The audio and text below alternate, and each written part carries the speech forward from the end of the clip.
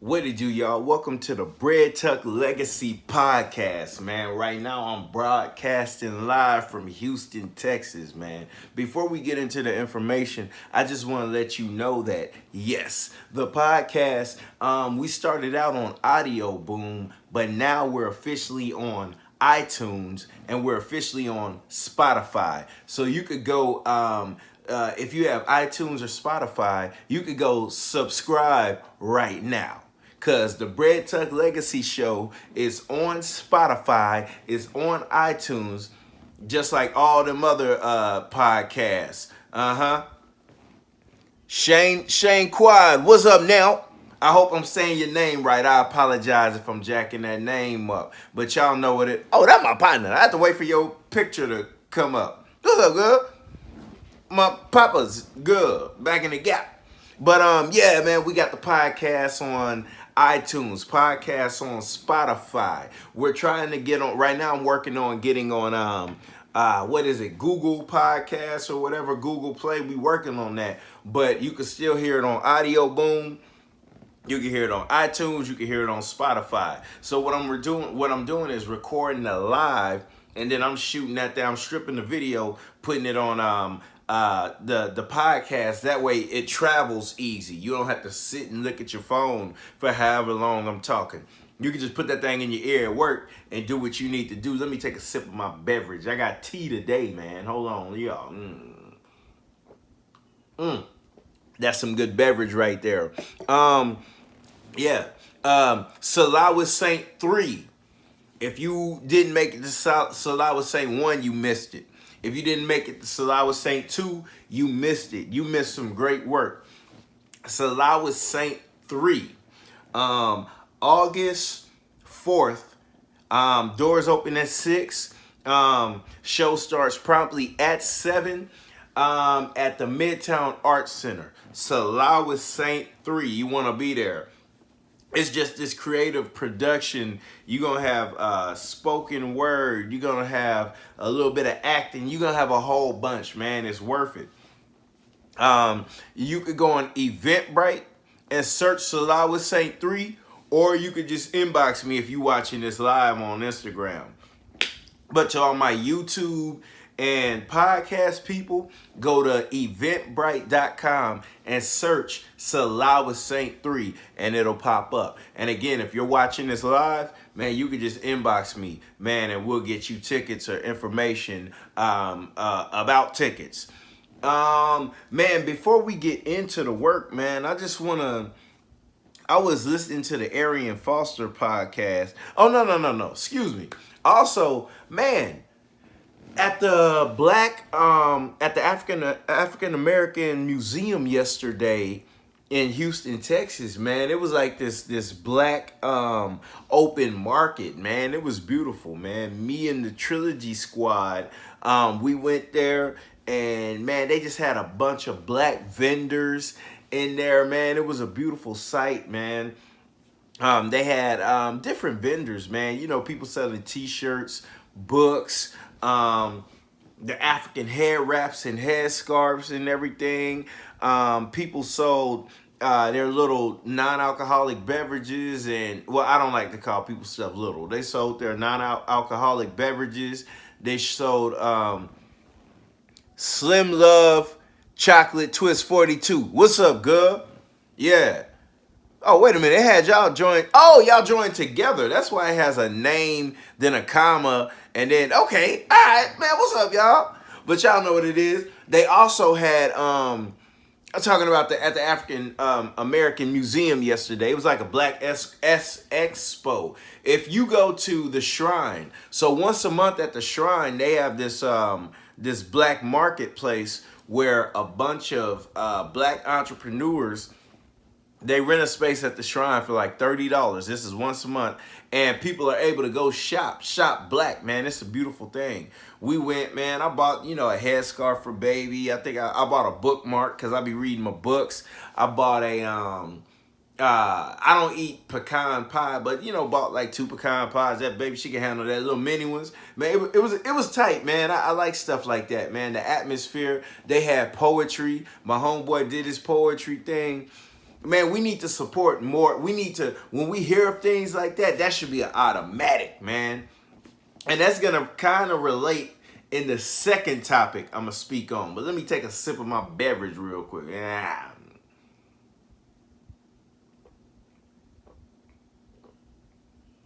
That's some good tea there, man. I ain't going to lie to you. I used to drink the sweet tea, but now I do the unsweet tea and put some of that stevia in that thing. And I do what I need to do. But also, before we get into the heat, man, I was listening to the Arian Foster podcast, and he was interviewing Deion Sanders, and Deion said something that stuck out to me, man. Arian Foster asked him, he said, well, Deion, you know, when you got the money, how did you know which friends to get rid of? And Deion answered quickly. He said, oh, baby, it's simple mathematics. Do you add, subtract, divide, or multiply in my life? And depending on which one you do, you got to go, baby. And I said, goodness, man, bruh, that was so basic, but so profound at the same time, man. So when you have friends, man, because this is how I move, I just never presented it that way. He said it's simple mathematics, man. Do you add, subtract, multiply, or divide in my life? Depending on which one of those four, he puts you in a category. And depending on what category you in, he gets you up out of here, man. So shout out to Deion Sanders for that, man. It was a great podcast. And he actually needs his own podcast. But let me get into my heat, man. The Connors. As we know, when we were growing up, Rosanne was a popular show. Rosanne aired from 1988 to 1997.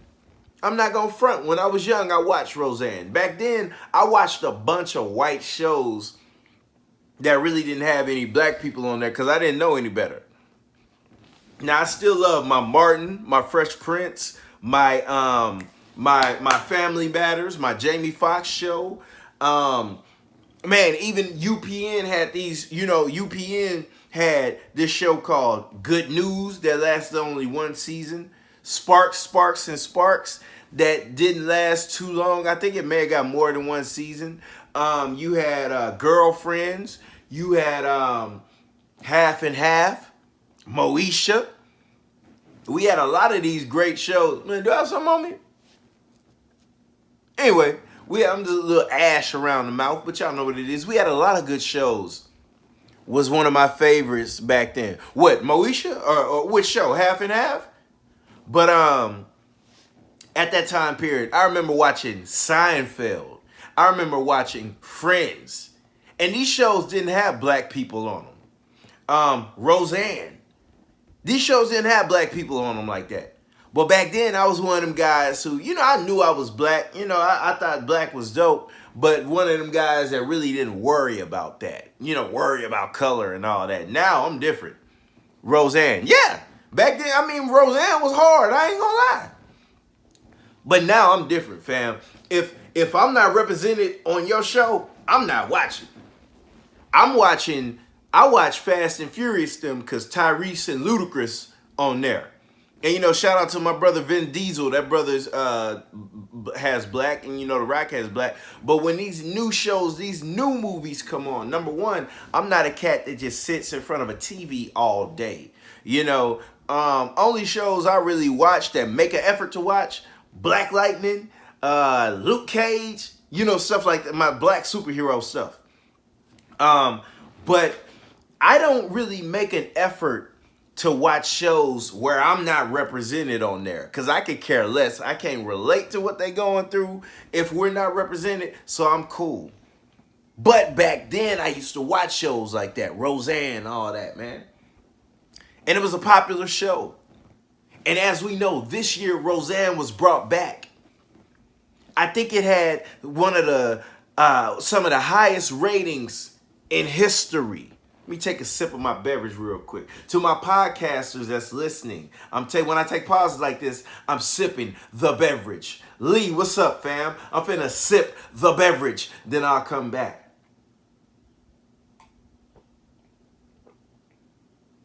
Got some good tea with the stevia. That stevia is better for you than the sugar and all that other stuff. But check this out. Oh, quick side note. I used to drink like I used to put like what is it, sweet and low and all that, you know, them artificial sweeteners in my joint. But those have this ingredient called aspartame that makes you have memory loss. So y'all watch out for that. So I'm on that stevia. Do your research, man. But check out that stevia. But y'all know what it is. Rosanne. Rosanne came back. Highest ratings in a long time for a scripted TV show. They brought back the original cast. I thought it was amazing. Yeah, DJ, you know, goofy looking white boy come back. Okay, Darlene and all them and both Beckys. You know, I said, wow, this is amazing. I'm not gonna be watching, but this is cool. They even brought a different element in there. You know, the whole Trump supporter thing element. Okay, cool. Next thing you know, the season, they go through a whole season. I think they did 13 episodes. Next thing you know, Rosanne gets on Twitter and she compares the sister that worked as an assistant to Obama. She compares her to if an ape and a Muslim had sex, it would have created her. And Rosanne has a history of saying crazy things like this towards minority people, but what I care about, black people. And what we know is, or if you didn't know, the sister that's the big dog at ABC, well, yeah, she's black. She's a sister. And she said, you know what, Rosanne, I tell you what, man, we're going to snatch you up off the air. I don't care how great your ratings are. I'm the sister in power. You were offensive. Let me get that. Run that. Snatch that thing up off the air, man. One of the most beautiful things I've seen. Now, I don't care. I ain't watching Rosanne in 2018. I could care less. And everybody was like, man. Well, not everybody. I'm exaggerating with that. But a lot of people were like, man, this show had good ratings. They brought back all the other cast members. Roseanne's doing okay. Darlene's doing okay because ain't she on The View or something like that? Who else? Your boy that played Darlene's boyfriend's doing okay because he's like on The Big Bang Theory or something, and that's a popular show. Dan's doing okay. You know, every now and again I see him on Saturday Night Live. But all your other ones, goop. Wasn't nobody checking for DJ like that. You know, and the other co-stars, they're like, man, look, Rosanne on her own with that, man. What about us? Rosanne on her own, we didn't say it.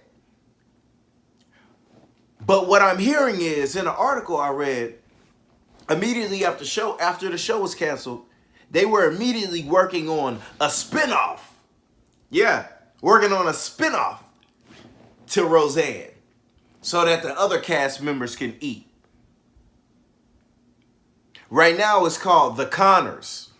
That may not be the title going forward, but right now it's called The Connors. And I asked myself,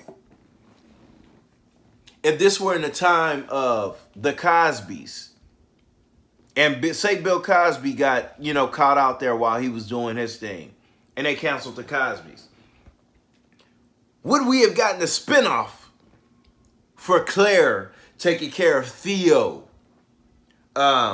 Vanessa, Rudy, Sandra, Alvin? Would we have gotten a spinoff for that? I doubt it. God forbid, Fresh Prince. Let's say Will got caught up in something. I'm not speaking that, I'm just examples. Would we have gotten a spinoff with Uncle Phil looking after Ashley, Carlton, Aunt Hillary, Aunt Vivian, Hillary, DJ Jazzy Jeff, Lil Nicky? I don't think so. Because I'm not going to lie, man. Even though I'm not checking for Rosanne, Rosanne makes that show, man. And without Roseanne, I don't know. I don't, you know. Now get this. Roseanne had to sign off on it because, as creator of the show, the deal she signed, it stated that, excuse me, any spinoff that comes after Roseanne, she gets to eat. But ABC said, nah, man, the only way we doing this is you can't eat, baby. You can't eat on this one. So Roseanne is saying, you know what, I want this to go on, but I want my co-workers to eat, or whatever, my cast members to eat, so I ain't gonna eat with them. I just want them to be able to eat. So you have the Connors coming. But my question is, are we going to hold this same energy when it comes to a black show? When we're going at Bill Cosby, Morgan Freeman, whoever has a show that is in jeopardy. When I look at a show like Girlfriends, that show was doing well. Ain't nobody bringing them back. Wasn't no scandals, but I'm saying ain't nobody bringing them back. So my question is, are we going to keep that same energy when we're talking about these networks? The same way you're protecting Becky and Darlene and Lil DJ and all them, the same way you're making sure they're eating. Are we gonna make sure the black shows eat? But my answer to that is nah. But that's why we have to protect ourselves. We have to support ourselves, which leads me into my next topic. Y'all gonna like this segue. The brother that owns Shea Moisture. It's Richelle Dennis or something like that. I hate to jack up this brother's name. Richelle Dennis. A year ago, black people destroyed this brother because he sold a portion of his company, Shea Moisture. I use Shea Moisture. I use the Shea Moisture shampoo and conditioner. I put it in my beard, baby. I ain't gonna lie to you. Let me take a sip of my tea real quick. And I got my backup tea on deck with that stevia. But I use the Shea Moisture. I use the Shea Moisture shampoo and conditioner. And I like when I'm walking outside, when that wind is blowing, I can smell that conditioner coming up off my beard. But Shea Moisture put out that commercial. And we know that Shea Moisture is a black-owned beauty product. And in this commercial, I guess after he sold a portion of the company, in this commercial, I think there was white women or something, or a few white women, or, light-skinned black women, which to me, if you black, you black. I don't care if you're Mariah Carey skin color. I don't care if you're Vin Diesel. I don't care if you're The Rock, even though in movies, they portray The Rock like he's a white man. I see what you're doing, movie people. I'm not feeling it. I was watching that movie, what was that movie called, man? St. Andreas. When the world was, I think it was San Diego was being flooded. And The Rock is half black, half Samoan. His daddy black as me. His daddy is black, And that brother was married to a white woman and had white kids. I said, what? But I'm the point I'm making is, if you're black, man. In my mind, so I don't do the black, the light skin, dark skin stuff. That's a slave mentality, and I'm not with it. But the point I'm making is, in that commercial, you had dark skinned women. I'm going off of memory. I didn't rewatch. Usually, I reread things and rewatch things when I'm doing my podcast, so I can give you correct information. But in this video,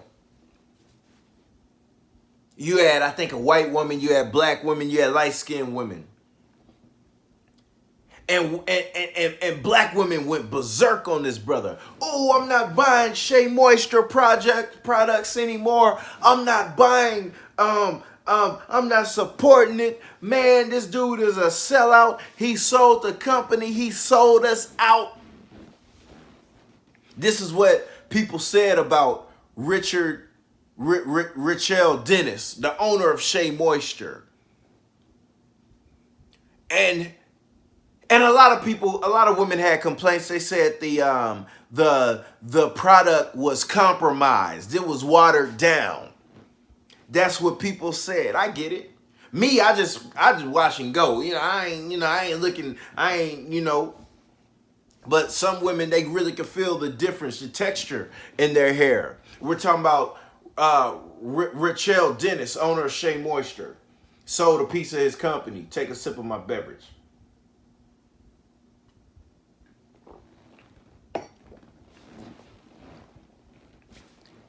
Lovely Me 636, what it do?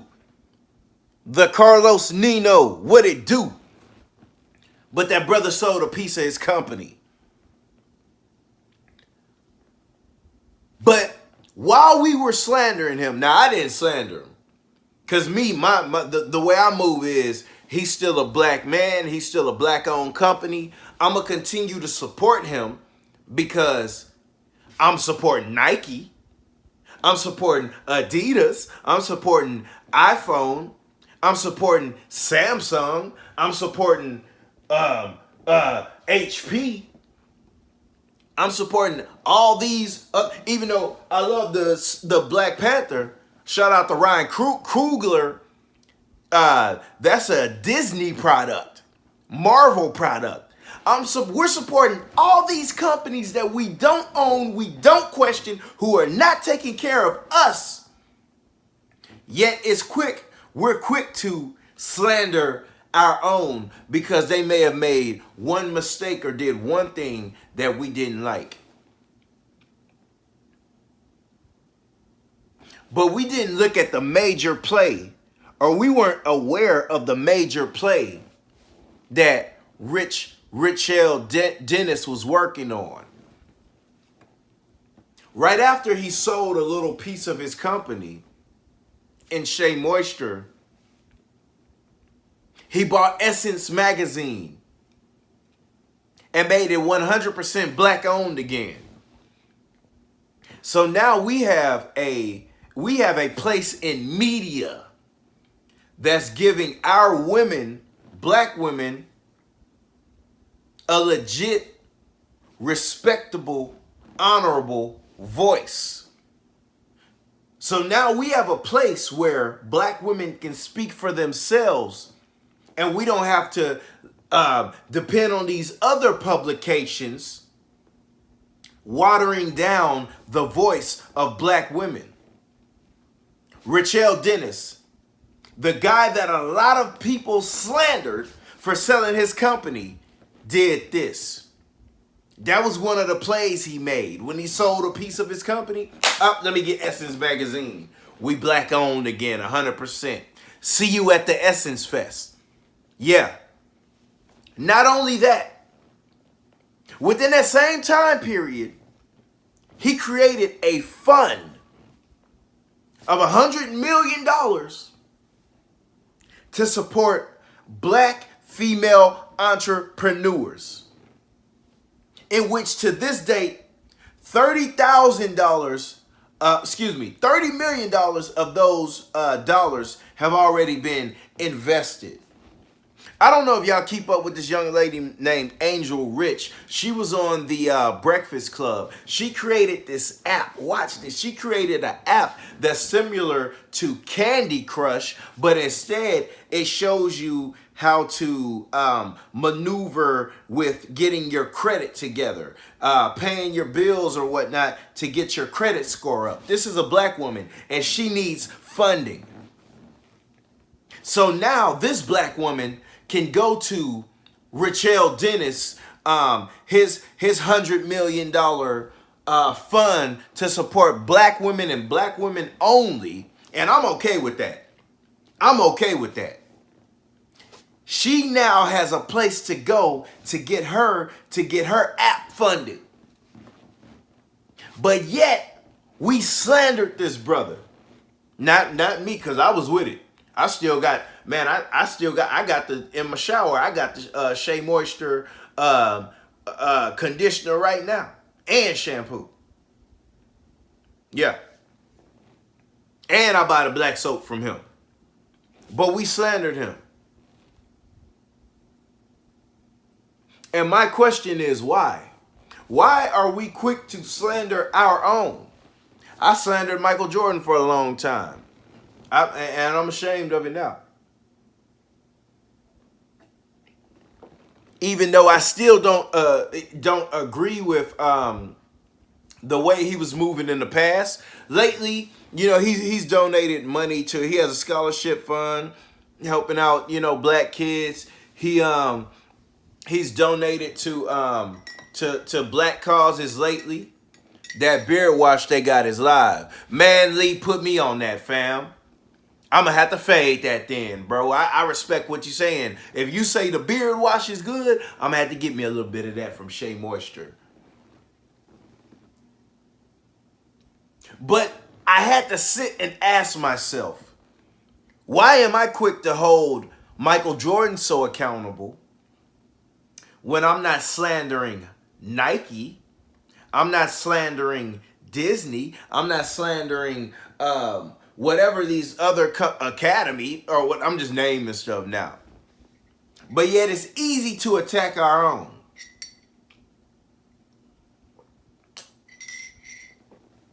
But on the back end, your boy Richelle Dennis was running plays to support y'all. And I watched him on the Breakfast Club. As soon as that happened, when black women started attacking him, I watched him on the Breakfast Club defend himself. Like, man, look, listen, I'm still a black-owned company. And now we should feel ashamed. Because now this man is doing something that Nike isn't doing for you. That Louis Vuitton isn't doing for you. That Tom Ford isn't doing for you. And my thing is, I'm beginning to look at people funny now, outside the culture.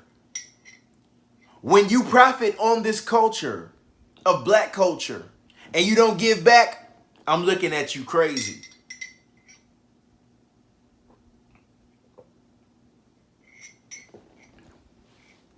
Because we're so quick to just give our money elsewhere. Ooh, Louis Vuitton. Ooh, Tom Ford. Ooh.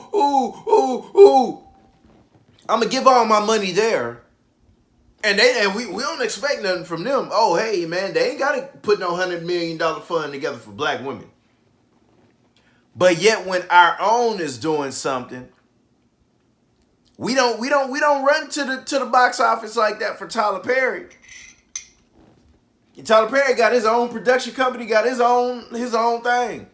Now me, them Madea movies, I'm tired of seeing that brother dress up as a woman. But all them other movies outside of Madea, man, come get this $10, Tyler Perry.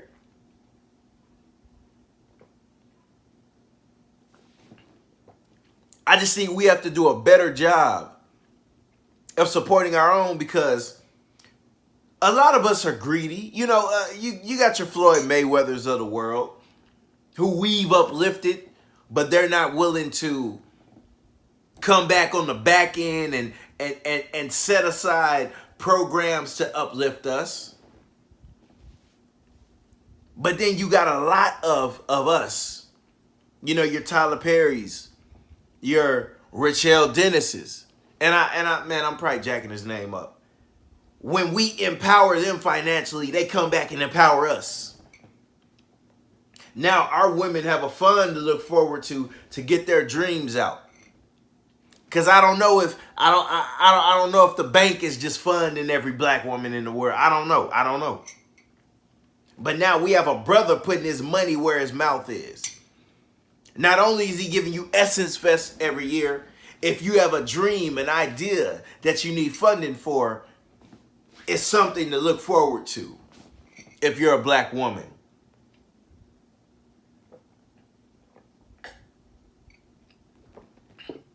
That's good beverage.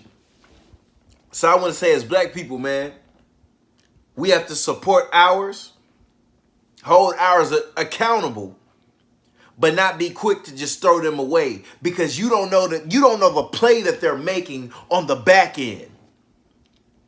You don't know the play that they're making on the back end. They might be doing something to push you forward, but you out here huddling them in public. But y'all know what it is, man. I'm finna get up out of here, man. Bread Tuck Legacy Podcast on iTunes, on Spotify, on Audio Boom, and we're working to put it on other outlets, man. Salawis Saint 3, August 4th in Houston, Texas. Doors open at 6, show starts promptly at 7 at the Midtown Arts Center, man. You'll love this one. If you are a Salawis Saint 1, Salawis Saint 2, you get it, but they're all different, and this one's gonna be the pinnacle. This one's gonna be the top. This one's going to top the other two. But y'all know what it is, man. Bread Tuck Rock, Bread Tuck Gang forever. Bread Tuck Legacy Podcast. Man, support your people, man. H-Town all day.